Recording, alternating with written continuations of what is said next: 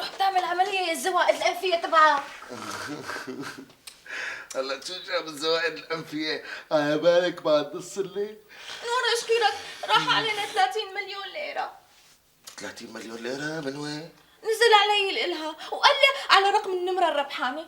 وإن شاء الله نسيتي الرقم. قلت ليش أنا لحقت أسمعه، لسه ما حكوا الرقم، كنت حضرتك عم تشقى.